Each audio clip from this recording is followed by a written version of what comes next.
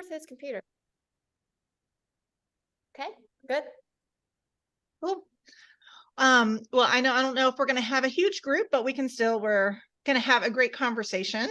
It's nice. I haven't talked with Lily face to face since February, I think. A while, like since I think when you came to visit. Yeah, that was back in February. I know time goes by fast. I still haven't done anything with the fabrics that we bought. So. And I guess with the Maddie, so just kind of introduction to everyone. Can you read your book, please? Yes, after I get food. Quick housekeeping. Can everybody put their mic on mute? Please. Cool. Except for us. Yeah, except for us, because you want to hear us talk. Cool. So definitely welcome to our little live session. I am Jennifer. I can't even say my name. I'm Jennifer, if you guys don't know who I am. And we're here with Lily and Maddie. And they have, I'm really excited to do this project with them. I think we've kind of worked together in different aspects and different parts of our careers. I know we kind of tap on each other's shoulder to get some advice at times. And I'm just kind of glad that we can get together and actually do something like this. So why don't Maddie or Lily, whoever wants to take the lead, tell us just a little bit about your journey so people can get to know you a little bit more. Yeah, I'm happy to start, Lily. Are you okay with that? Awesome. Okay, so my name is Maddie Kulik. I am the owner / boss babe of Madalynne Intimates, this studio here in Philadelphia. We offer DIY kits. That's like our bread and butter. We do PDF as well as paper patterns. We have a line of patterns with simplicity, online tutorials and sew-alongs, both paid as well as free on YouTube. I also do in-person and virtual workshops. I'm also known for our bra making workshops, which is like a one-day intensive, come in, you learn how to make a bra. We just started doing, actually in November of last year, we did a 3-day retreat. We do 3-day retreats out of this studio where 10 students come in and they learn like literally everything about bra making. Let me let in one more person. So when Jennifer approached me to do a 5-day workshop, I was like, I got 3, let's do 5, let's do 7. No, I'm just kidding. We're going to stay at 5. And so I'm really excited about this. I think that it is a one of a kind experience, also a first ever bra making kind of like retreat. I know that I'm blanking on the name, Workroom Social. Workroom Social does have a really, really, really good retreat, and it's usually like every fall. And all the students that attend always like say such great things about it, and that's really what I want out of this retreat for all like bra makers to get together. And I know it sounds like so cliche, but whenever we have the workshops here, the retreats here, like I just go in like full geek mode. And I'm like, did you see what this person did? Oh my God, did you see this lace? Can you believe she did this variation? And it's just like a great opportunity because like your husband doesn't care, maybe he does, but like your husband doesn't care about like what elastic you bought or what zipper you're going to apply to it. So it's just like a great opportunity to geek out over lingerie. Going into my experience with lingerie, I did not grow up sewing at all. I discovered my mom's sewing machine shortly after she passed away. It was in her linen closet. We were cleaning it out. And in all honesty, a little embarrassed always to admit this, but I was like, what does this thing do? Does it like, is this an air fryer? Like, what's going on here? But I had always been into fashion. And so I was like, oh, this is a sewing machine. So I took it to my local tailor. One lesson turned into like a 2-year apprenticeship with her. So I kind of learned like backwards as far as like I literally learned you learn everything in a tailor shop. And then Mishka was her name, turned to me one day and was like, she was like a no nonsense type of gal. When I met her, she was like 87 years old. She really didn't give like a rat's ass about like what feelings she was gonna hurt. And she turned to me and she said, what do you want to do with your life? Like, what do you want to do with this? So you're good at it. So like, do you want to go to school for journalism, which is what I was doing at the time? And I was like, I don't really know what I'm doing Friday, but can I get back to you on that? So kind of like put that in my mind, like, do I want to do this? And I decided yes. And I went to Savannah College of Art and Design for a year. Unfortunately, that's when like the recession hit, so couldn't afford it. I ended up transferring to Johnson & Wales in North Miami, which actually had a great retail merchandising or something. I didn't graduate. I'm a college dropout through and through. As part of their program though, you have to get an externship. And little old me, like, I tend to just be like, oh yeah, I can do that. I applied for an internship with Urban Outfitters. Like, oh yeah, I'll just apply there, sure. I don't know how I'm gonna like get there or anything like that, but I live in South Florida. I'll apply for this internship in Philadelphia. And I end up getting it. And people ask me to this day, like, how did you get that? How did you get into Urban Outfitters? Like, I've been trying for years. I'm like, I don't know. I'm not a religious person, but I am spiritual. And part of me thinks that like my mom, putting the pieces together and making sure things align. So I ended up, I was only supposed to stay there for a summer, 10 weeks. And at the end of the 10 weeks, I was like, I really like it here. Can I stay? And they were like, well, yeah, but like, do you want to go back to school? And I was like, no, I don't want to go back. So I ended up dropping out of college and working there for 7.5 years. So I was in technical design, and that's where I got into lingerie.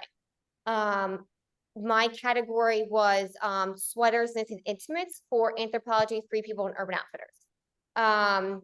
So that as a technical challenge, the best designers know how their products make. I'm like, listen, if I'm going to tell the factories how to make this, like I need to be able to make it. So me being a sewer, I was like, let me make this. And like I made one, it was like, this is it. I love this. So like a year after that, I was talking about teaching a sewing class, and the teachers were like, what are you sewing personally? And I was like, I'm sewing a bra. And so like, let's do a bra making workshop. So that was my first bra making workshop. I ended up selling out. It was around Valentine's Day. And so I just kept doing them. And I didn't know a lot, but I knew more than other people. So like I could teach them something. And then kept doing that. And then ended up 2016, I was kind of like in a midlife crisis, quarter life crisis, really, because I loved working for Urban Outfitters, but I kind of hit a glass ceiling. At that time, Urban Outfitters approached me to do a Madalynne collection that was available in stores. And at the same time, Simplicity approached me to do 2 sewing patterns with them. So I was like, all right, the road is splitting into 2 directions. I need to make a decision. So I decided, I was like super single at the time, had 2 cats, no kids. I was like, if this is the time to do it, this is the time to do it. So I ended up quitting my job, putting my big girl panties on, and starting my own business. And I gave myself 1 year, and I'm now in year 7. So yes, yay. And it hasn't been an easy road. It has not been an easy road, but I'm still here. I'm still alive. I still have a heartbeat. We're good. So that's kind of how I got into sewing, got into lingerie, got into my business, and now what we do.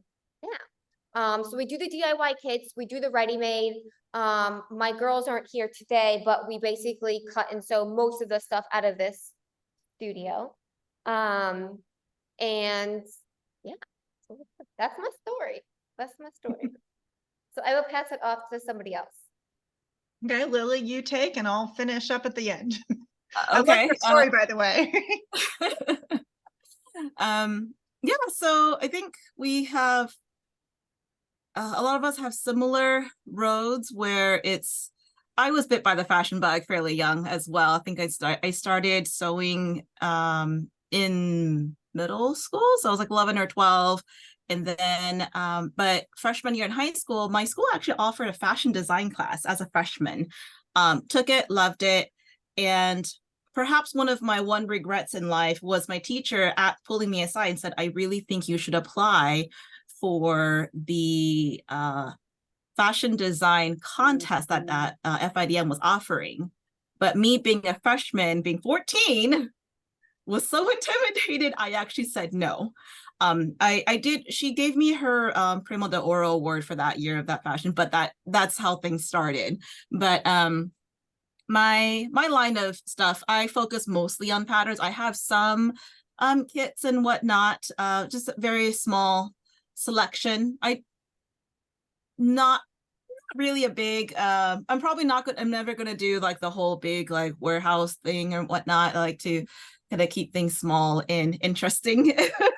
I don't have the space. I don't have the time, but I really enjoy the designing aspect, the drafting aspect. I'm known for, I guess, fitting of a lingerie and all of that. I do have PDF patterns, print patterns. I do the in-person workshops like Maddie, because I think we like that in-person interaction with people, being able to get that instant feedback. I'm like, yay, this worked. And like you see the light bulb goes on, or occasionally the tears at the end of, oh my gosh, it's fabulous on, which is so wonderful.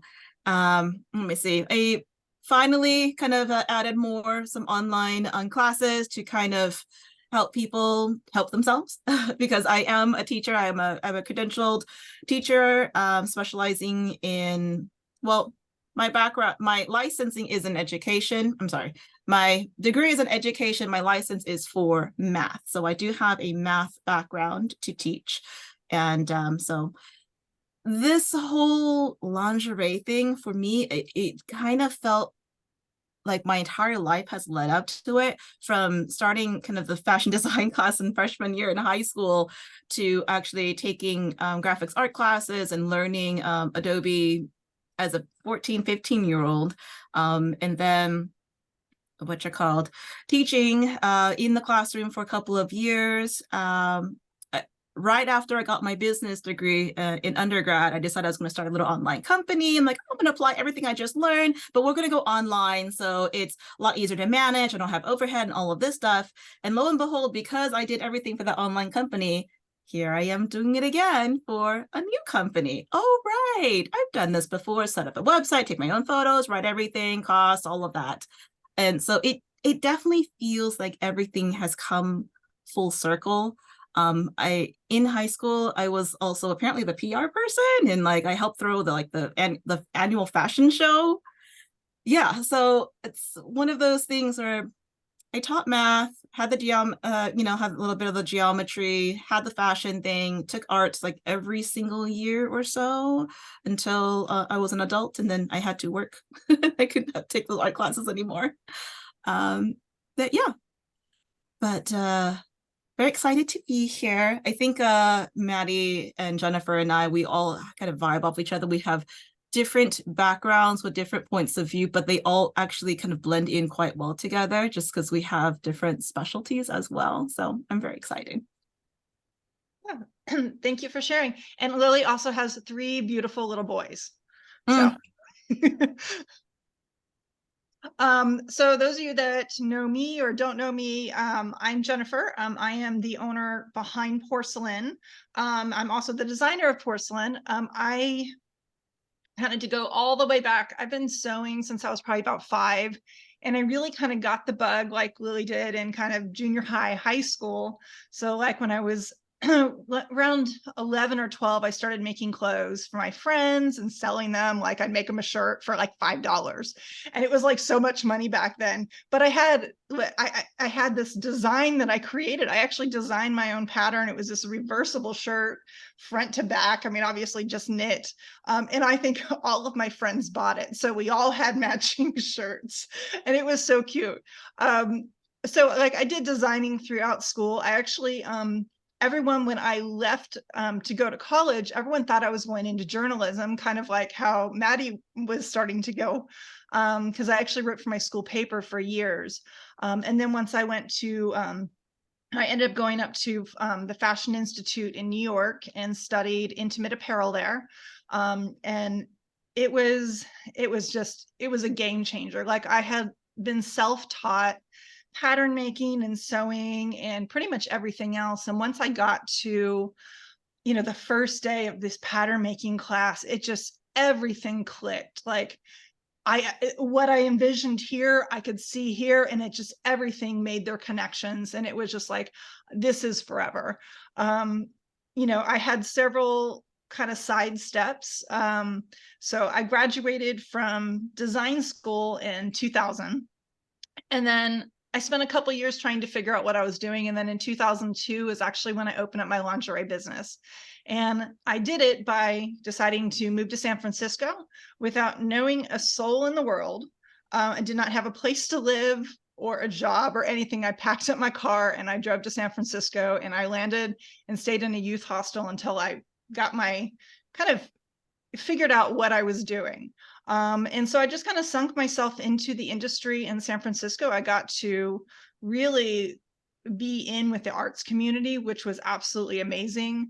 It was the best support group I ever had. It really helped me to grow into really doing what I love doing. So during that time, I was one that I didn't like really working for other people because I don't like being told what to do.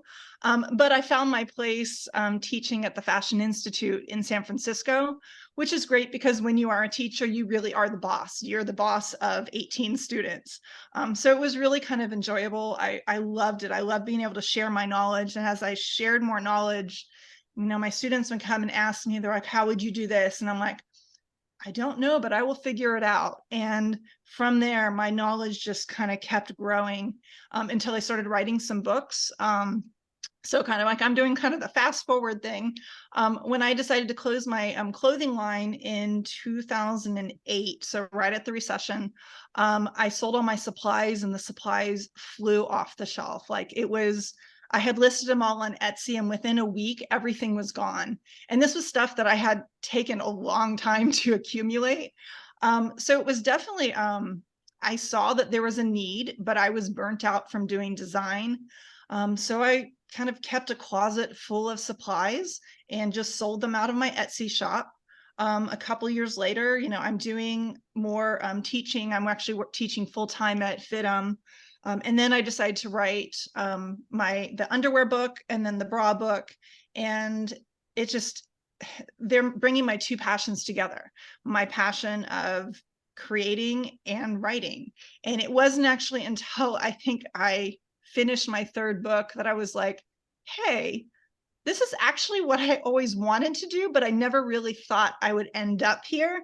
I'm writing about I'm doing my two passions, my writing and my design. And life kind of happened in between. I moved back here to Florida about 6 years ago, when I really decided to focus more on offering some more digital patterns, to be able to offer the designs that I create, but not have to sew them. And that really is the biggest thing for me, is that, I struggled, and to do all the sewing and manufacturing when I was in San Francisco. It was so amazing, but it was so exhausting. And I get the same satisfaction having other people make my patterns now without me having to do the sewing of it. And that's kind of where I'm at now. I do have that 1,200 square foot warehouse that Lily said she doesn't want a big warehouse.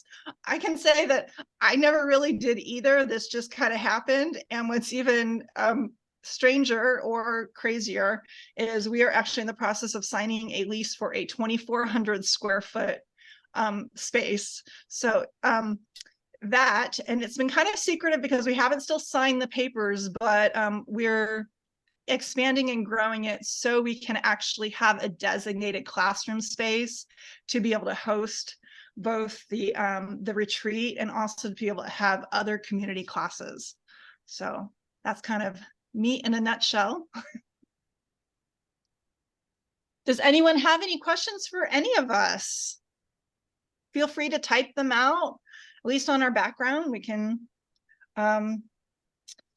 I'm trying to think. I guess I'm kind of the one who instigated this retreat idea.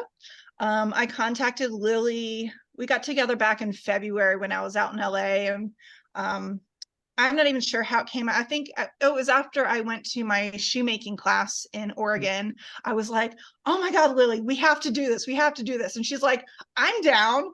We were trying to do something over the summer, but I'm like, we realized that it was so expensive and we really had to do a lot of planning, which is why we're planning so far in advance. Because when you're like, oh yeah, we can easily do this. And then you're like, oh, the room rentals, oh, the food rentals, oh, not really food rentals, but you know, it was a little bit too much to handle at that point. So then we started brainstorming some dates for the spring and the summer. And then that's kind of when we decided that, well, I thought it was to be a good idea to bring in a third person because it helped distribute the workload between the different teachers.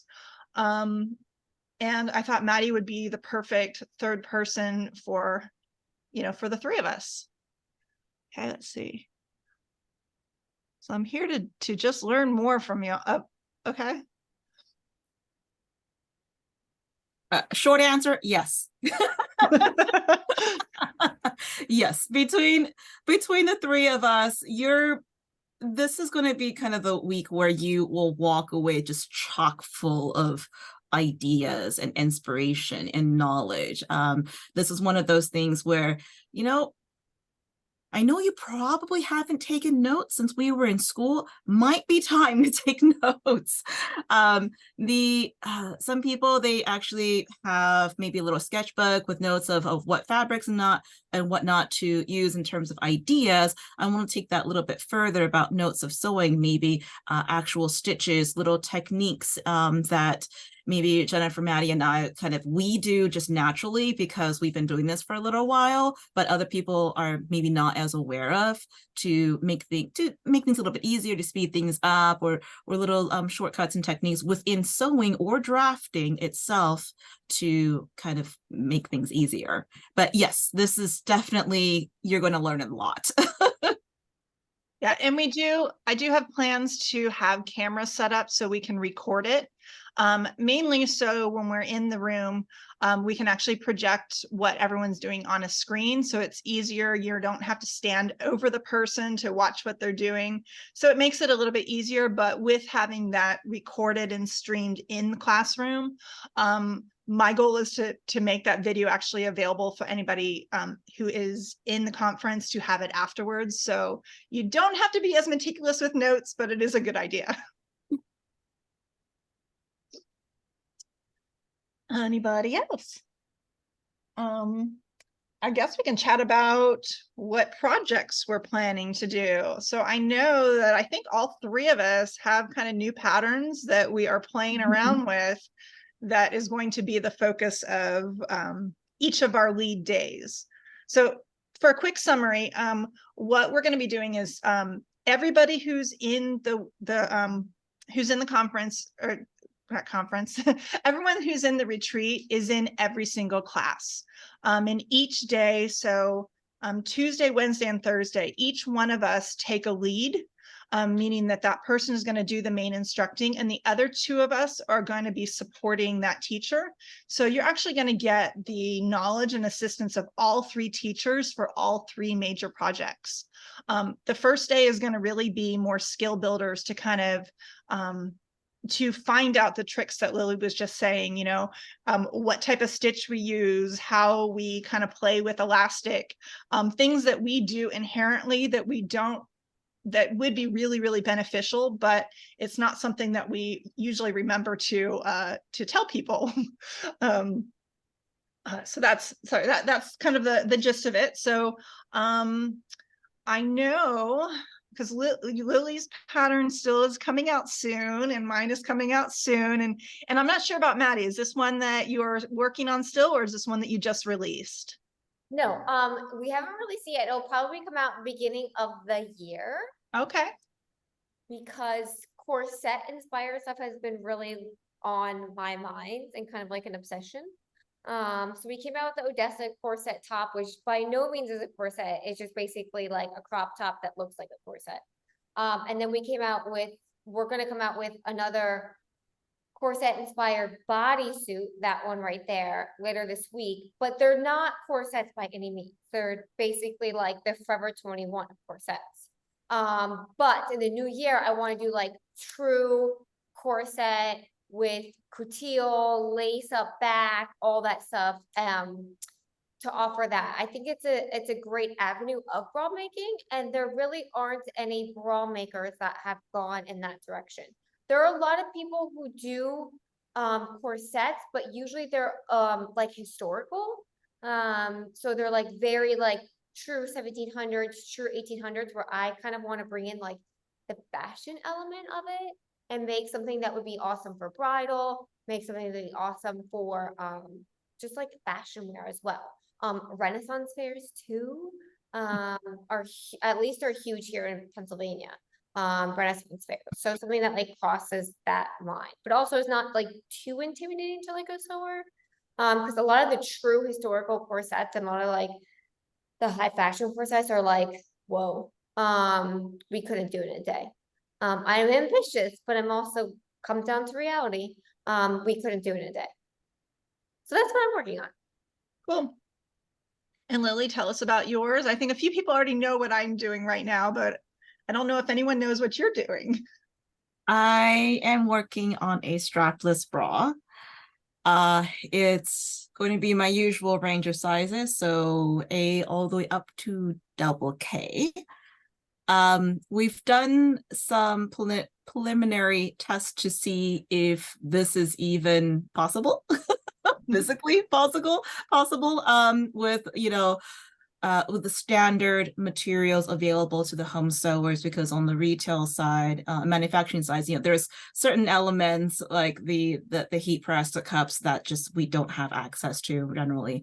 And it does seem like it's going well. We are under testing. We're doing pattern testing right now, and yeah, so that will hopefully be launched before end of the year. But it is a long line and lots of structure involved. So Maddie's and Lily's really do tie in together because they are showing you guys are both doing lots of structure. Awesome. And I guess I am, and I know I see at least one of my testers up there with my current bra. I am working on I guess it can be two purposes. It can be a wireless bra or a monowire bra. I had actually designed this for myself to be completely wireless. And then as I'm doing it, I was like, hey, that's kind of the shape of the monowire. Let me see if I can make a little change and slide the monowire in there. So we've been testing that.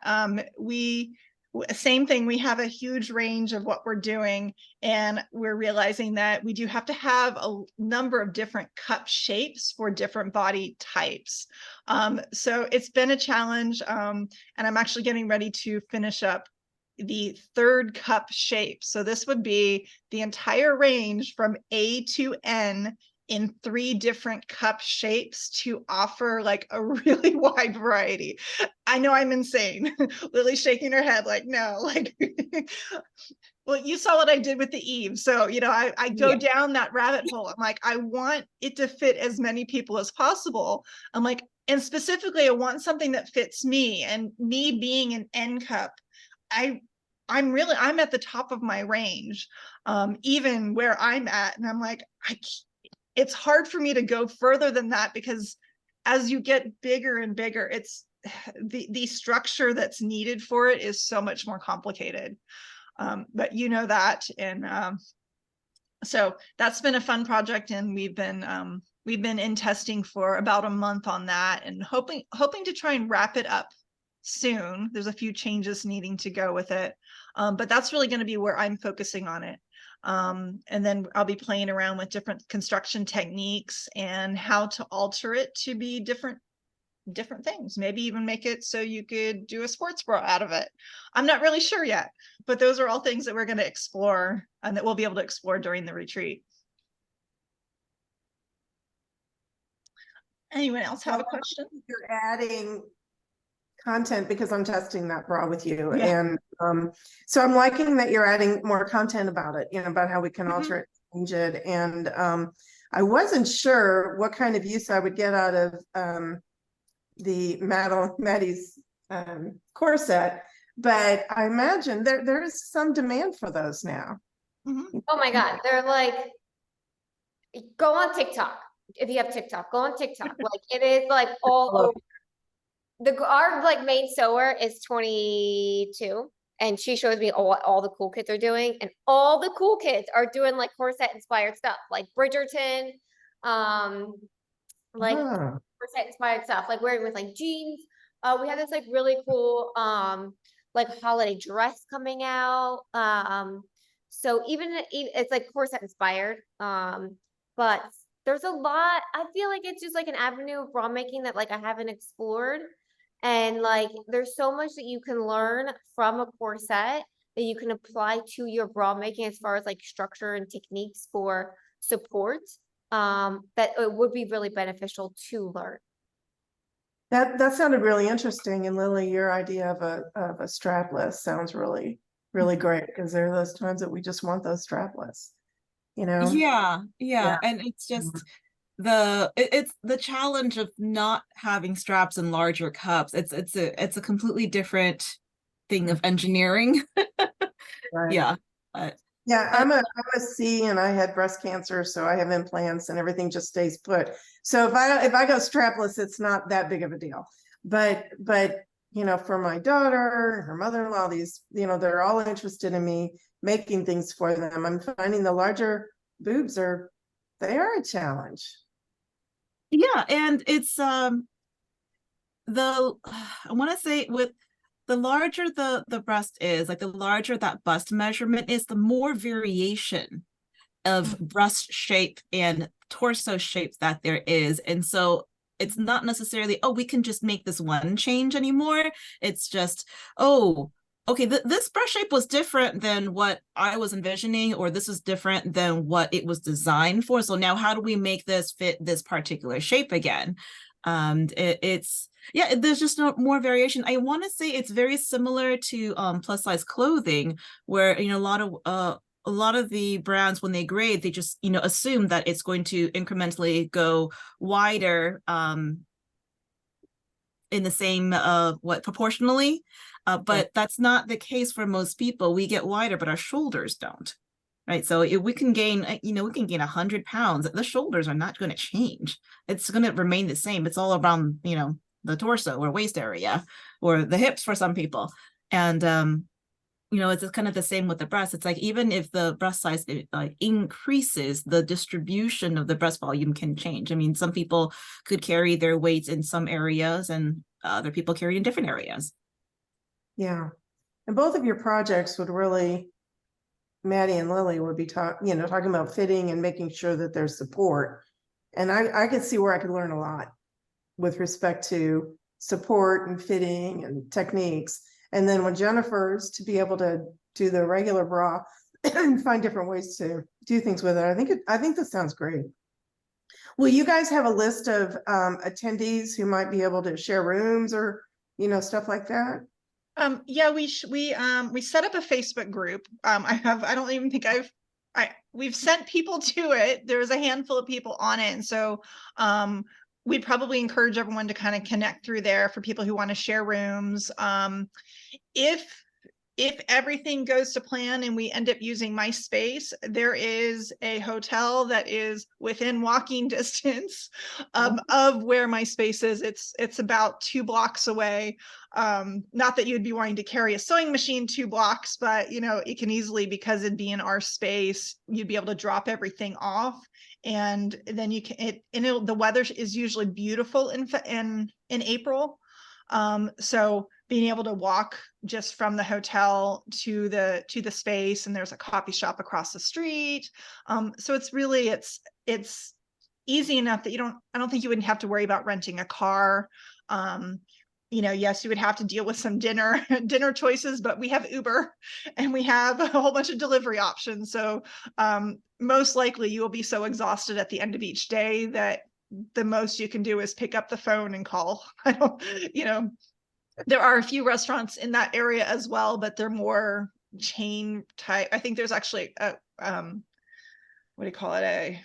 The something in barrel, the Cracker Cracker Barrel. Barrel. Yes, there's one of those. So if you like brown food, brown and white food, then that's the place to go.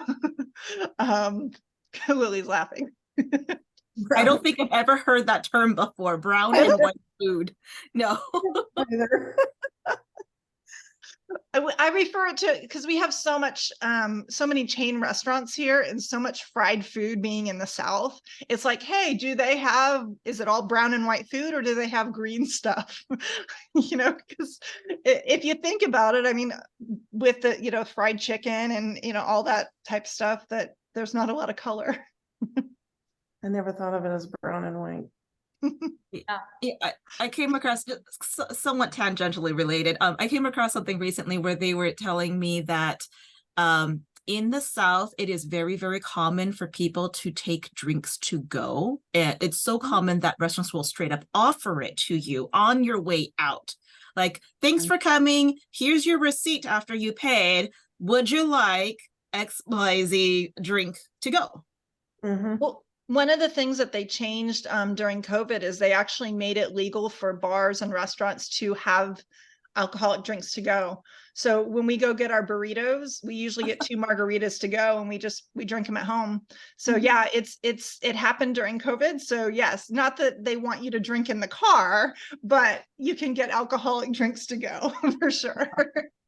Yeah, I'm in Houston, and it's always they'll fill your iced tea to go, and bring it in a styrofoam cup. Yeah. Yeah, that's Yeah. so not common here in LA. Right. We get refills on drinks here. We do too, for the duration that you're sitting at the table. Mhm. Yeah, but there are a couple of restaurants I think that will straight up offer it, but most of the time it's just, yeah, you get free refills while you're sitting, and then you leave. That's it. Yeah.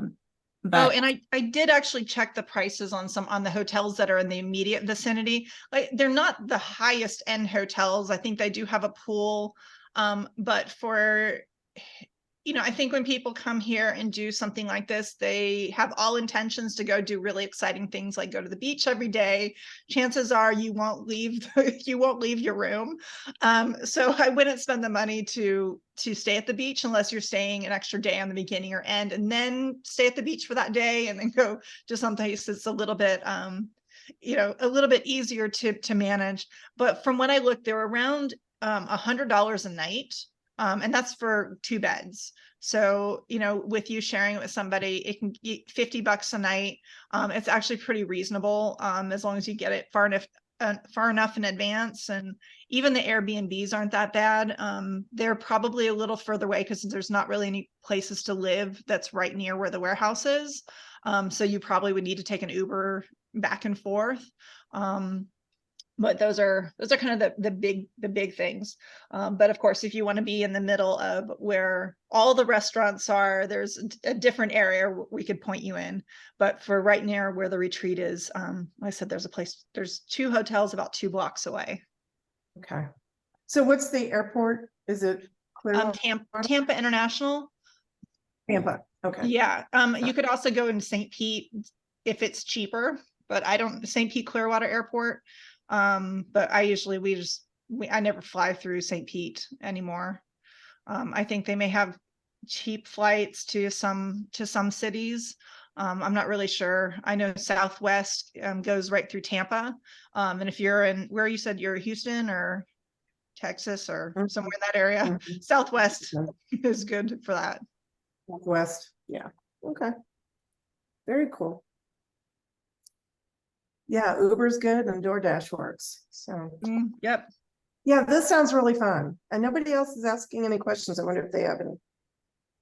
oh, Yeah, some are direct messaging. Well, I got it. see Emma Martin. She's actually signed up already, so we haven't heard from Hello. her. Sorry, it's quite late here. It's past my bedtime. So Oh, okay. hello, I'm the foreigner. Nice to meet you. Hi, nice to meet you. I'm possibly going to struggle. I've just messaged Lily about this because I'm at the top end of most people's size ranges. Mhm. And I know that's why I've used yours, Jennifer, because I think I'm a similar size to yourself. Yeah. UK sizing is different, as I'm sure you know, but I'm a similar size to yourself. Mhm. I know in one of the emails that you sent out, you were going to give instructions for measuring in advance, so we had everything cut out. Yeah. So kind of what our I'm plan. So curious what about that, because I think that's possibly where I struggle a bit, is getting decent, accurate measurements on my own. Yeah, absolutely. I think so. We have basically the whole time during the retreat to really focus on the sewing and the skills that we'll be learning. We'll be working with everyone who's going to be there ahead of time to help you get your measurements right, and possibly even do a mock-up beforehand. So Lily can help you kind of make any pattern changes. And Lily has just a great range for bust sizes. So you will likely fit right into her range, and she knows how to make some modifications. And so if it's things that you can't do on your own with instruction, that we can always offer kind of some one-on-one just to kind of get you prepped, because we want you to have a pattern that's going to work for you. And we'd be including all of the fabrics and the testing fabrics for that. So we'd send you all that stuff in advance. So that way you can test it, make sure that it works for you. And then before you come, you cut out everything. And so all we have to do is sew when you're here. Got you. Thank you. You're welcome. Sew or recut, right? And resew and serge rip, seam rip. Well, hopefully we can get a lot of fit things out of the way ahead of time with each one of our expertise. So Great. That's wonderful. yeah, so it's not just the time you're getting us at the retreat, you're actually getting us ahead of time for some for some personalization on the patterns. This sounds like exactly what I need. That's good. I'm looking forward to strap this bra in an M cup. That's not going to be a problem. You don't hear that very often, huh? Cup, yep, that's fine. Let's put it this way. I don't think I've come across One you couldn't do. yeah, I don't think I've come across one I haven't been able to do yet. I mean, my last custom bra was quite the challenge. Actually, I have it here. Just the paper version here. This was probably one of the hardest that I've done in terms of a challenge, because the rib cage was, I want to say 28. It might have only been a 26. So Maddie, you have a good idea. Yeah, so very, very tiny rib cage and extremely large breast tissue. And that was probably one of the most challenging ones I've had recently. But again, I haven't come across anything I can handle yet. Yeah, we had some who was 28 rib cage and then 44 full bust. Yeah, all natural. Like, woo. Oh, well, I'm 36 or about 36 under bust and about 52 full. So yeah, I'm up in there. Oh, Yeah. The yeah, I'm trying to think. I know that I know Maddie and I had talked that we actually kind of regularly measure people like beforehand online, like because you do yours through like Zoom or something as well, right? Yeah, we actually, when we order the ready-made, we don't have sizes put on, like you can't order a 30/60 on our website. Right. Because people don't know their size. So we just put measurements, but we have like a little link that, like, if you don't know how to take your measurements, we do virtual fittings. And I actually just got certified as a bra fitter, to do virtual as well as in-person fittings. So it was like an 8 course to get certified bra fitter. Nice, nice. That's cool. Yeah, it's because some of this, I know specifically with some of my stuff, though, having to measure the actual breast, and breasts being what they are, some of us are a little bit softer, a little bit saggier, they're pendulous. It's not the easiest to measure. They're not static shapes. And sometimes you need to kind of lean and contort in different things. And honestly, you're going to walk away feeling really silly because, oh my gosh, I just leaned over, let the babes hang, and I'm like trying to strap in and measure. This is not something that we do normally. I mean, I'm fairly certain the fashion schools do not teach you how to measure your breast in that way, right? They, shoulder standard stuff around the body, cool, great. But I'm going to ask you to bend over, let the girls hang, and then take some measurements of the actual breast itself. It's a little bit weird. It's a little bit awkward. And so, because it is new and it is different, a lot of times it actually helps to actually do it with somebody who can guide you. Hey, let's kind of wrap this around, or let's do, this number, move the tape measure up a little bit more, that sort of thing, just because I am not going to expect anyone to be an expert in this. Like, yes, you're going to measure your breasts while hanging. Yeah.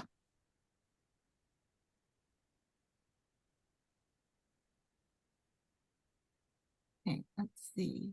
Yeah, I think we covered a lot of the stuff I had written down. Yeah, I think so. I guess the only other thing I have on here is that if we wanted to share anything else that we're working on that we can get excited about, but I know that the retreat is a lot in itself.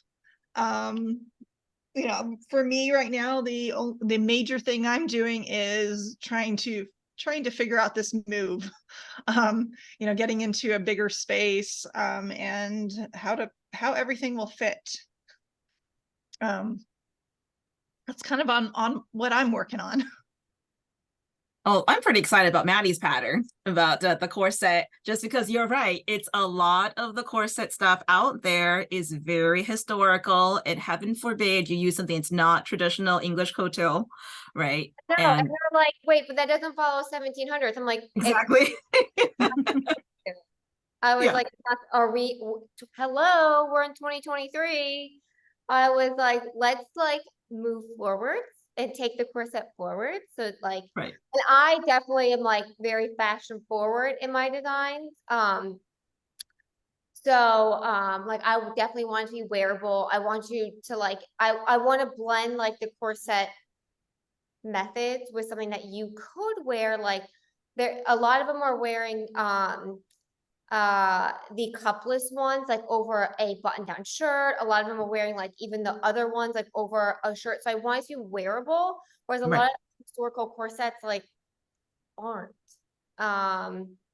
Yeah, so yeah, it's definitely be a challenge. And I'm actually leaving on Monday for a week to go to the UK. I'm actually gonna study it for like I forget how many days it is, like a 3 or 4 day intensive corset making course with Julia Bremble in Oxford. So definitely looking forward to learning some new things about that, because I've been sewing them behind the scenes and studying them behind the scenes, but to like immerse myself for a couple days will be really helpful. Yeah. Julia is one of the sort of godmothers of corsetry making in the UK. Yeah, she's like, yeah. So I'm really excited to study under her for 3 days. Yeah.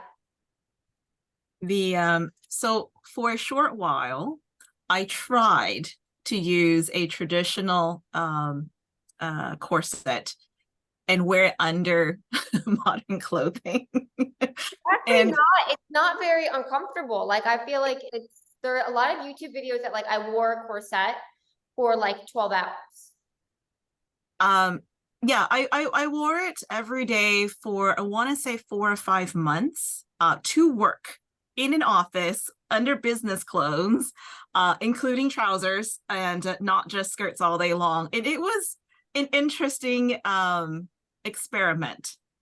And yeah, but it absolutely kind of colors my experience in like this whole strapless bra, and just because I now have a strong preference for spiral bones. Yeah. Right.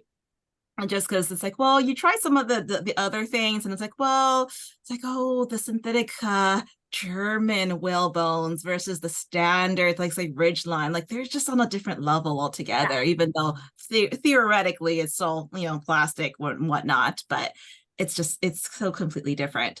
But being able to kind of see and kind of work with someone of that caliber and for a couple of days and sense that's really crazy. That's very excited for you, Maddie. Yeah, I'm a little nervous.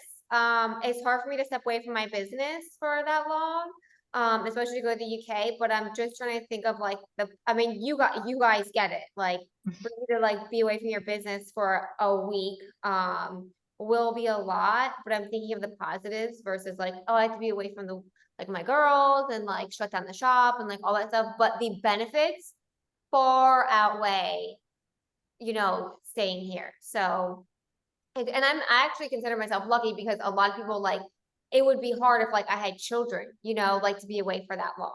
Or if I had a business, oh wait, I already have one. No, I'm just kidding. So I am very fortunate that like my business is doing well, that I can take this class, that I don't have children, that I can take the time away without having to worry about like babysitter and where to put them for like a week. So there are like so many positives that and I also think that I'm lucky that like she doesn't have a lot of classes. So I actually signed up for this in June. So to be able to take that as an opportunity. So but I'm a workaholic, so like me being away and not working is like, oh, it takes like every ounce of me. Oh, you're going to really, really enjoy it though. Learning from an expert on what they love to do. Like unrelated, I took that shoemaking class. That was 2 whole weeks that I took with a shoe master. And I thought it would be really hard to set aside my business. It was not. I just immersed myself in the class and like let everything just fall away. It was a really great experience, and just working with someone who loves what they do, it's a huge experience, and I'm excited for you. Yeah, Can no, I come? once the webshop's closed, see ya. I'll see ya later. But it's like the leading up to it to make sure like my girls are like all prepped for while I'm away. Like we do still have orders that need to go out. So yeah. Yeah. But it'll be fun. It'll be fun. Definitely. All right. Well, Okay. should we wrap this up? Okay, so as question about machines. We have the handful of machines that can get used, and I can always acquire more machines. The issue with us doing the machines is that you'll have a learning curve working on a machine that's not yours. I don't have a problem trying to locate machines for everyone, but if you are newer to sewing, please bring your own machine, because you learn how to do things on your machine. And a lot of the machines that I work with, I prefer vintage machines, which behave a lot differently than newer machines. So depending on what you're used to using, you could have a fairly big learning curve working on a different machine. But as long as you let us know with enough time, I mean, right now we have a good 6 months to prepare for it. We're going into a new space. I think I found a teacher that's going to be teaching sewing workshops there regularly, and she has a small arsenal of machines plus mine. So I think we'll have you covered as long as we know who needs the machine. If you're flying domestically, bring their machine in the carry-on. You can. I've done it before. I've gone to California with a sewing machine in the carry-on, and there was a needle inside of it. And the only question that I got was, do you sew? And I was like, yes, I sew. No, I'm just carrying this for my weights today. Like, what do you think? Yes, I sew. Yeah. But I will say from our own retreats, there's a lot going on. There's a lot going on. When a machine goes down, there are only 3 of us. And for us to troubleshoot it takes away from other people's time. And I don't want to say like be offensive, but like we can't spend our time fixing a machine and take away from other people's time, because our sole responsibility is to teach the bra making stuff, not to repair machines. So if you bring your own machine, you'll be more likely to troubleshoot it, know what's going on. And in worst case scenario, what we have at our retreats is that if like a machine goes down and like it's not coming back up and needs to go to the doctor, we have students share like steps. So we'll have a student hop on another machine, and the students will just share steps. And usually it actually works out because like they'll help each other out for the steps and they'll like do them together. So it's not a bad thing if that happens. But I will say that like bring your machine. I know you have to carry it on an airplane, but the flow of the class will go a lot better if you're just on your machine. You know how it goes, you know the stitches and all that stuff. So yeah, totally agree. And with that note, you also have to probably check a bag if you have a carry-on. Make sure you check your scissors. Do not leave them in your sewing machine bag that you carry on, because that has happened to students before and they lose their favorite scissors. But it's also, it makes sure that you do pack what you need to be packing. But yeah, having your own machine, it's definitely the preferred way to go. The way I look at the machines is that the machines, yes, they are a machine, but they are a tiny little entity that has a mind of its own. And if you talk to it the wrong way, it's going to decide it's not going to work for you that day. And you never know what's going to happen on a machine that isn't used on a regular basis and that might be a loaner from someone else. We will have some helpers on hand to try and troubleshoot it. But if we have 25 people in the room that all have borrowed machines and everybody is struggling because they don't know how that machine works, we lose time. And then it just makes it a little bit more discouraging that we wouldn't be able to get as much done, because we want to have enough time to do things. And we don't want to be troubleshooting the machine, just like Maddie said.